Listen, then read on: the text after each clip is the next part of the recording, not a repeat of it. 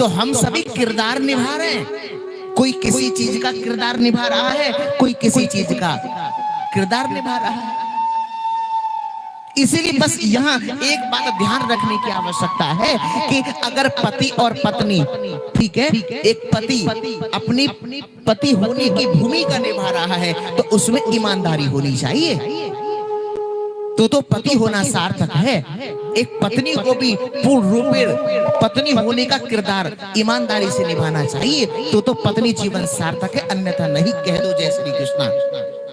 हम सब भूमिका ही निभा रहे हैं, ये सत्य जानना। और ये किरदार निभा करके हम अपने अपने घर चले जाएंगे और जैसे हमने कर्म किए हैं, जैसे हमने बीज बोए हैं, उसी के अनुसार, उसी के फलस्वरूप हमको फिर योनि प्राप्त हो जाएगी।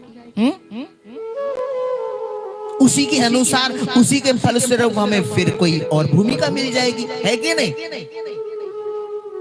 इसलिए ध्यान किस पर देना है? कर्मों पर। हमारी वाणी से, हमारे हाथों से कोई ऐसा दुष्कर्म ना हो जाए, किसी के हृदय को हमारी वजह से कोई ठेस ना पहुंच जाए। अक्सर रिश्ते क्यों बिगड़ते हैं? कई बार पिता और पुत्र का रिश्ता बिगड़ जाता है, परिवार में क्लेश बना रहता है। इसका मूल कारण क्या है? सब बीमारियों की जड़ क्या है? क्रोध है। क्या है? जोर से बोलिए। सब बीमारियों की जड़ केवल क्रोध है। ये गांठ बांध लीजिएगा। सब बीमारियों की जड़ केवल क्रोध है और शांति दवाई है, औषधि है। संत ओशो जी बार बार समझाते हैं। संत ओशो जी ने कहा है कि जहां विवाद हो, जहां क्रोध हो, जहां बहस हो, सबसे अच्छा साधन है मौन। शांति का दूसरा नाम है कि नहीं? मौन हो जाइए। इसीलिए इस वाक्य को हम अंडरलाइन करें।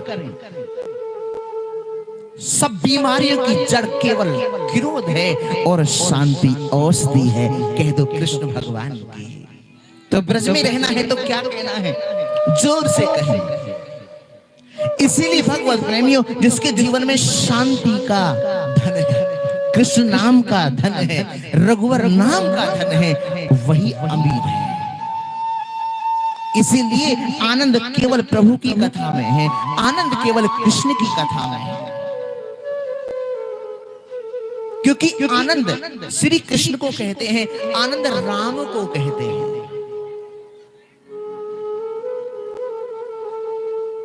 और जहां आनंद है वही राम है। क्योंकि भगवत प्रेमियों, आनंद कहते किसको? बोले कि जब हमने आत्म ज्ञान प्राप्त कर लिया, समझ लीजिए कि हमने उस आनंद को प्राप्त कर लिया। आनंद को पाने का साधन क्या है महाराज? आनंद को कैसे पाया जाए? सज्जनों, इसकी पहली जो सीढ़ी है वो प्रेम है। क्या है? जोर से बोलो। और इन बच्चों को ना घर भेज दो उठा के। No tension and no mention. जो बातें कर रहे हैं,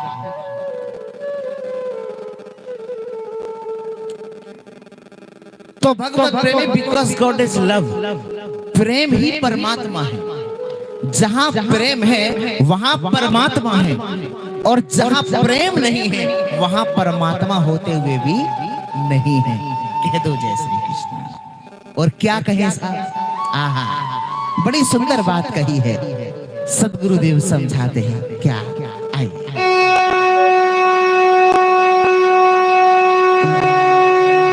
जो प्रेम गली में आए नहीं, प्रियतम का ठिकाना क्या जाने।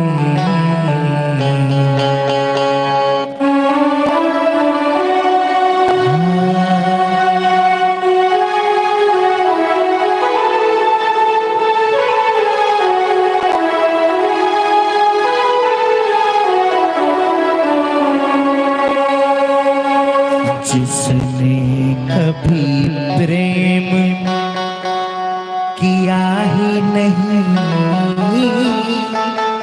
ध्यान देंगे, जिसने कभी प्रेम किया ही नहीं, वो प्रेम निभाना क्या जाने।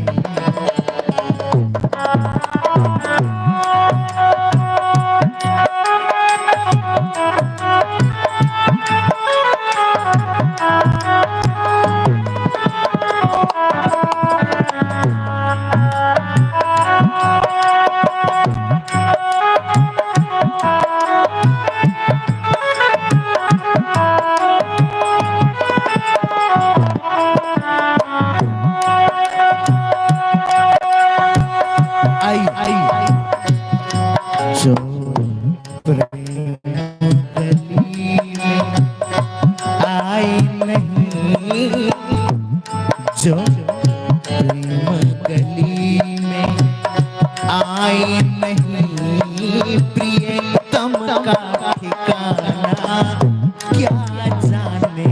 जो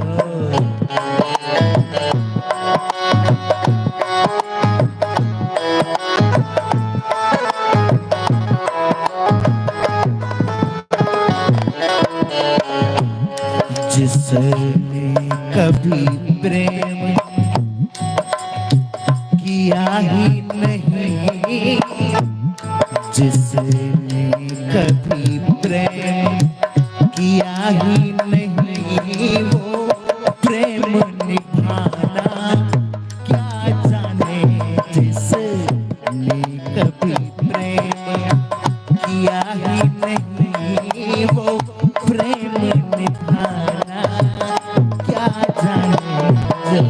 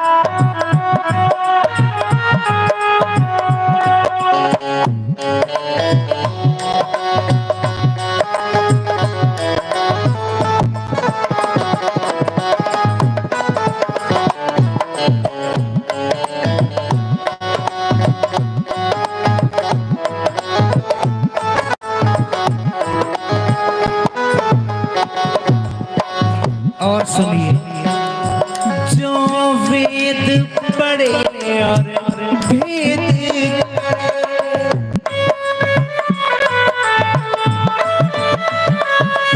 जो वेद पढ़े और भेद करे,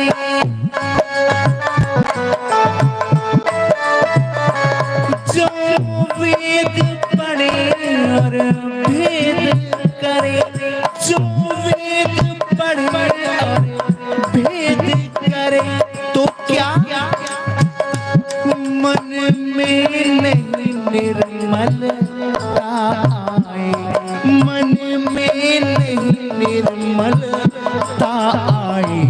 कोई कितना भी चाहे ज्ञान कहे, कोई कितना भी चाहे ज्ञान कहे, भगवान को पाना क्या जाने। कोई कितना भी चाहे ज्ञान कहे, भगवान को पाना क्या जाने। जिसने कभी प्रेम किया ही नहीं, वो प्रेम निभाना क्या जाने।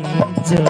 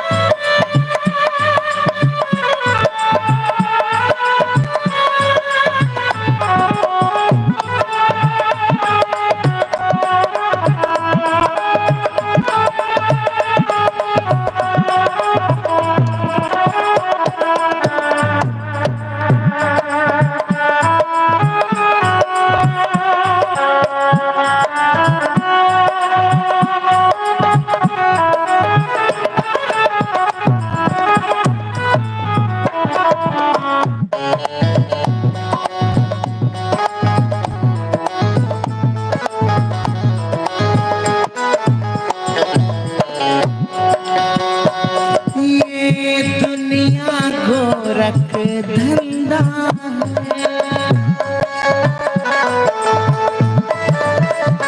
ये दुनिया गोरख धंधा है।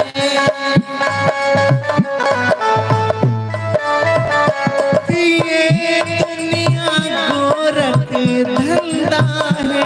ये दुनिया गोरख धंधा है।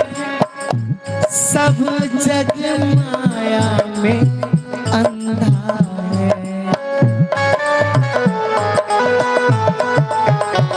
सब जग माया में अंधा है। सुनो सुनो, जिस अंधे ने प्रभु को देखा नहीं, जिस अंधे ने प्रभु को देखा नहीं, वो रूप बताना क्या जाने, जो प्रेम गली में आए नहीं, प्रियतम का ठिकाना क्या जाने,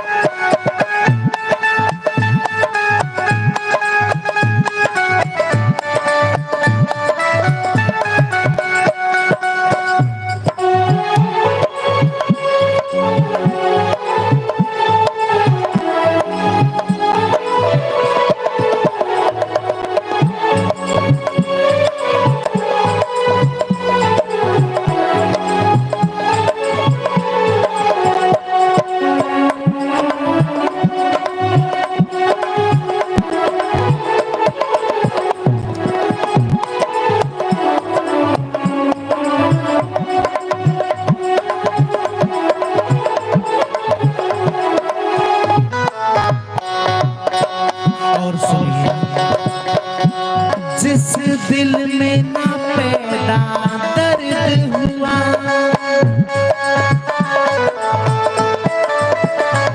जिस दिल में ना पैदा दर्द हुआ,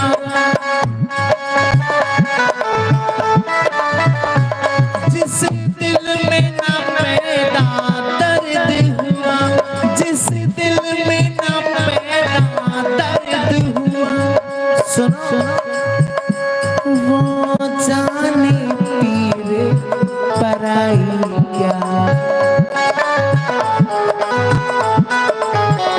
वो जाने पीर पराई क्या, मेरा है दीवानी मोहन की, मेरा है दीवानी मोहन की, संसार दीवाना क्या जाने, मेरा है दीवानी मोहन के, संसार दीवाना क्या जाने, जो प्रेम गली में आए नहीं, प्रियतम का ठिकाना क्या जाने, जिसने कभी प्रेम किया ही नहीं, वो प्रेम निभाना क्या जाने।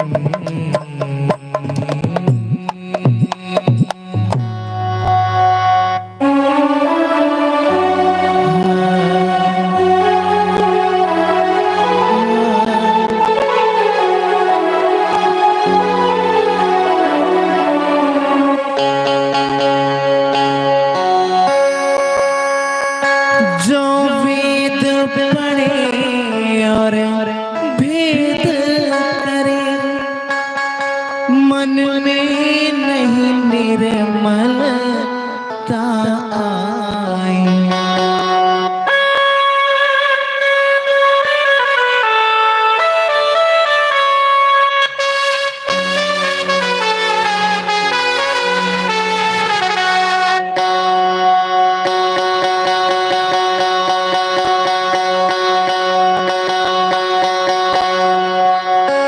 जो वेद पढ़े और वेद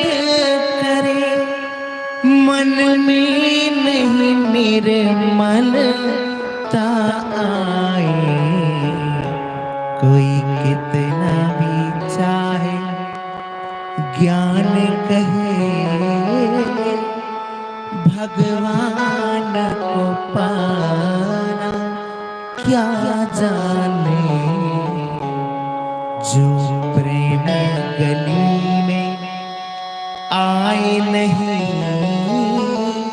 प्रियतम का ठिकाना क्या जाने। जिसने कभी प्रेम किया ही नहीं, वो प्रेम निभाना क्या जाने।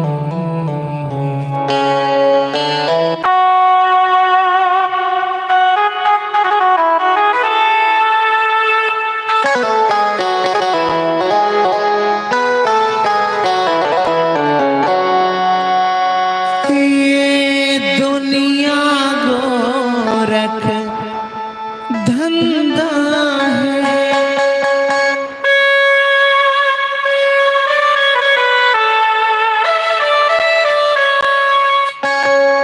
ये दुनिया गोरख धंधा है। सब जग माया में अंधा है, सब जग माया में अंधा है। कितनी सुंदर बात कही है।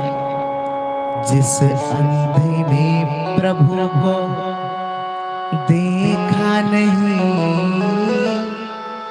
जिस अंधे ने प्रभु को देखा नहीं, वो रूप बताना क्या जाने।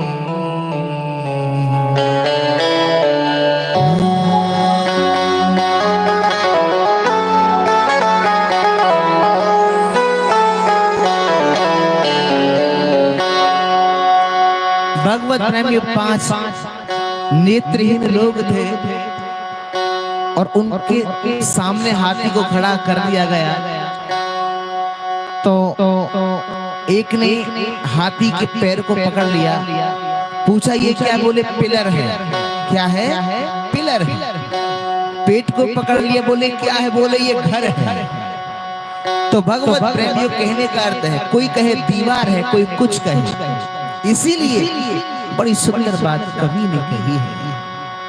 जिस अंधे ने प्रभु को देखा नहीं,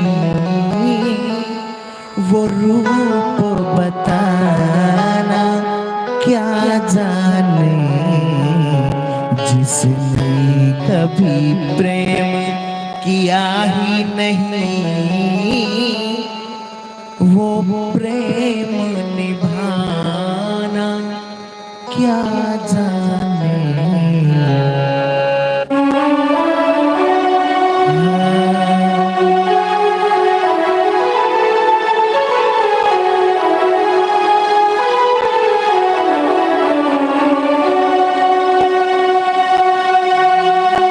तो जो प्रेम गली में आए नहीं, प्रियतम का ठिकाना क्या जाने। जिसने कभी प्रेम किया ही नहीं, वो प्रेम निभाना क्या जाने। तो ब्रज में रहना है तो क्या कहना, जोर से कह दो। तो भगवत प्रेमी इसके पश्चात गोविंद भगवान को प्रणाम किया, आदरणीय सुखदेव जी को वंदन किया। जिन आचार्य सुखदेव जी ने भगवत प्रेमियों जन्म लेते संन्यास ग्रहण कर लिया, उनके पिताजी उनके पीछे पीछे जा रहे हैं, आवाज लगा रहे हैं। लेकिन वृक्ष ये कहना चाहते हैं कि महाराज जिनके आज आप पिताजी बने हैं, वे कभी आपके पिताजी रहे होंगे। आइएगा, ऐसे आचार्य सुखदेव जी को भी हम सभी नमन करते हैं। बोलो सुखदेव भगवान की।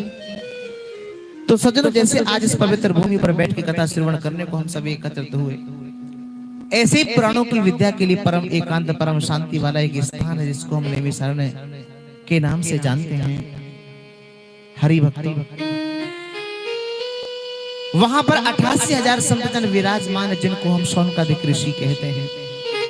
ये जो संतजन है बड़ी लंबी लंबी आयु वाले हैं। भगवत प्रेमी जब प्रातःकाल ये सभी संत महापुरुष अपने कार्य से निवृत्त होकर के बैठे तो इनकी मंडली में एक संत का आगमन हुआ जिनका नाम सूत जी है। तो ये जो सूत जी महाराज है ये महर्षि वेदव्यास जी की परम शिष्य है। उम्र केवल 20 वर्ष की है। अब इन 20 वर्ष की अवस्था वाले सूत जी महाराज को देख करके सभी शौनकादिक ऋषि खड़े होने लगे, मतलब आदर करने लगे, सत्कार करने लगे। अब भगवत प्रेमी सूत जी महाराज कहने लगे कि अरे आप लोग मेरा आदर कर रहे हैं, आप लोग मुझे देखे खड़े हो रहे हैं, मेरा सत्कार कर रहे हैं, आखिर क्यों? अरे कहां आप लोग और कहां मैं? तो इन सभी शौनकादिक ऋषियों ने कहा, बोले महाराज आप उम्र में छोटे हैं तो क्या हुआ, लेकिन शास्त्र कहता है कि धन वृद्धा बल वृद्धा आयु वृद्धास्तथैव चे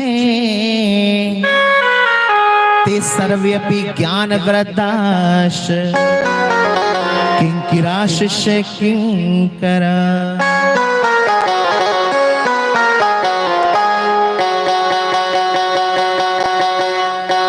तो भगवत प्रेमी बोले कि धन वृद्धा बल वृद्धा आयु वृद्धास्तथैव च ते सर्वेपि ज्ञान वृद्धाश्च किंकरा शिष्य किंकरा। कहने लगे कि महाराज कोई तो धन में बड़ा होता, कोई आयु में बड़ा होता है, कोई बल में भी बड़ा होता है, परंतु जो ज्ञान में बड़े होते हैं वे सबसे बड़े होते हैं। अब आप एक काम करिए, अब आप हमें ऐसी कोई कथा श्रवण कराइए जिससे जो मानव के हृदय में जो अज्ञान रूपी अंधकार बैठा है वो दूर हो जाए और गोविंद भगवान की प्राप्ति हो जाए। तो सज्जनों शौनकादिक ऋषियों ने जैसे इतनी बात कही तो देखिए सूत जी महाराज बड़े प्रसन्न हो रहे हैं। उनको प्रसन्नता इस बात की है कि इन्होंने कोई सांसारिक प्रश्न नहीं किया, इन्होंने आध्यात्मिक प्रश्न किया है, अध्यात्म से जुड़ी हुई बात कही है। और इस बात को सुन के, इस प्रश्न को सुन के बड़े आनंदित होने लगे और कहने लगे कि तुमने जो प्रश्न किया है ना बड़ा सुंदर प्रश्न किया है, लेकिन शौनकादिक ऋषियों कथा तो देवताओं को भी दुर्लभ रही है, भगवान की कथा सबको ऐसे ही प्राप्त नहीं होती है। क्योंकि एक बार की बात है, स्वयं आचार्य सुखदेव जी जब राजा परीक्षित को कथामृत का पान करा रहे थे ना, तो स्वयं देवतागण अमृत कलश लेकर के गए और जाकर के उन्होंने कहा कि महाराज जो कथा आप राजा परीक्षित को श्रवण करा रहे हो वो हमें श्रवण करा दो, और जो हम अमृत लेकर के देवलोक से आए हैं ये अमृत राजा परीक्षित को पिला दो। इतनी बात जैसे ही कही तो सज्जनों आचार्य सुखदेव जी ने कहा चले जाओ यहाँ से, तुम कथा श्रवण करने नहीं आए हो, तुम तो सौदा करने के लिए आए हो। मतलब उनको अभक्त समझा और देवताओं को आचार्य सुखदेव जी ने कथा का दान नहीं दिया। अब देवतागण सीधे ब्रह्मा जी के पास गए, ब्रह्मा जी से जाके शिकायत करी तो ब्रह्मा जी ने क्या काम किया, तराजू ली और तराजू के एक पलड़े में श्रीमद् भागवत जी को विराजमान किया, दूसरे पलड़े में समस्त संसाधनों को विराजमान किया। तो परिणाम ये हुआ कि भगवत प्रेमियों जितने भी संसाधन थे वो फीके पड़ गए, यानी कि जिस पलड़े में भागवत जी विराजमान थी वो नीचे को हो गए। अब जैसे नीचे को हुआ तो इसके पश्चात सज्जनों हुआ क्या, ब्रह्मा जी ने कह दिया कि देवताओं चिंता मत करो, तुमने भागवत जी को किताब समझ लिया, पुस्तक समझ लिया, जबकि भागवत जी किताब नहीं है, पुस्तक नहीं है, ये तो साक्षात श्री कृष्ण स्वरूप है और इसके श्रवण करने से व्यक्ति का जीवन धन्य हो जाता है। और जन जन में इसका प्रचार प्रसार करने के लिए अपने पिता ब्रह्मा से नारद जी ने इसका अध्ययन किया, लेकिन साप्ताहिक श्रवण की विधि क्या है ये तो स्वयं नारद जी ने सनत कुमारों से सुना था। तो देखिए यहाँ पर इतनी बात जैसे कही तो स्वयं शौनकादिक ऋषियों ने फिर प्रश्न किया कि महाराज एक बात बताओ, हमने तो सुना है कि नारद जी कभी एक स्थान पर बैठते नहीं और सनत कुमार ज्यादा घूमते नहीं, तो फिर नारद जी ने सनत कुमारों के मुख से कथा को 7 दिन कैसे श्रवण कर लिया? क्योंकि नारद का मतलब क्या है? नारद का मतलब है भगवत प्रेमियों जिसकी कोई बात रद्द ना हो, पहली बात। दूसरा नारद है कौन? नारद जो है ये भगवान के मन है और मन बड़ा चंचल है। लेकिन भागवत जी में इतनी बड़ी शक्ति होती है कि चंचल मन भी स्थिर हो जाता है। लेकिन ऐसा होता कब है? जब हमें पूर्ण विश्वास हो, क्योंकि हमारे जीवन में विश्वास की बहुत बड़ी महिमा है। हर रिश्ता विश्वास पर टिका है, हर संबंध विश्वास से चल रहा है। तो ये तो भगवान है। सूत जी महाराज कहने लगे कि तुमने प्रश्न किया कि नारद जी ने कथा को सनत कुमारों के मुख से 7 दिन कैसे श्रवण कर लिया। हाँ महाराज सुनिए। बोले एक बार देवऋषि नारद बड़ी तीव्र गति से दौड़ते जा रहे थे, तो बद्रीनाथ धाम में विराजमान 4 भाई सनक, सनंदन, सनातन और सनत कुमार, इन चारों भाइयों ने जैसे ही नारद जी को देखा तो पूछ बैठे, कहने लगे कि कथम ब्रह्मांडीन मुखः कुतश्चिंता तुरो भवान त्वरितम गम्यते कुत्र कुतश्चागमनम तव।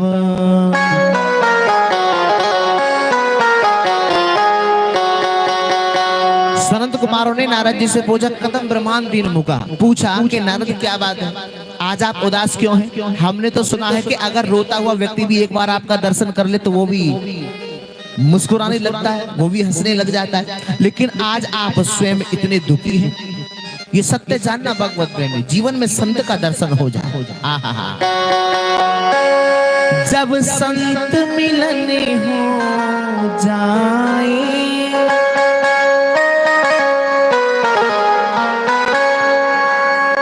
जब संत मिलन हो जाए,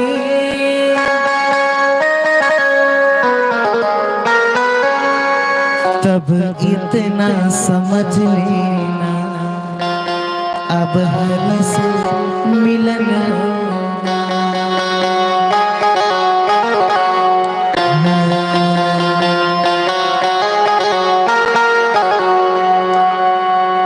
जब आँख से आंसू आए,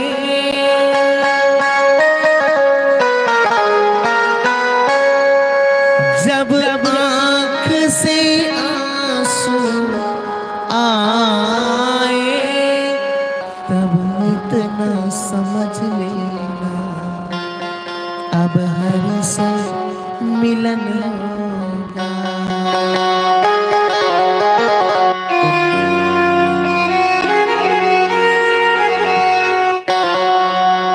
जब क्रोध किसी पे ना आए,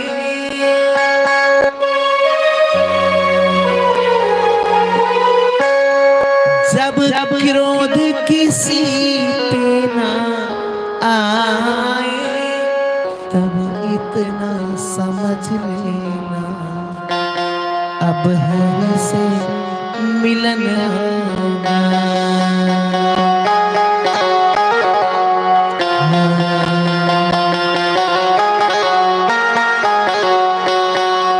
तब इतना समझ लेना अब हरि से मिलन होगा।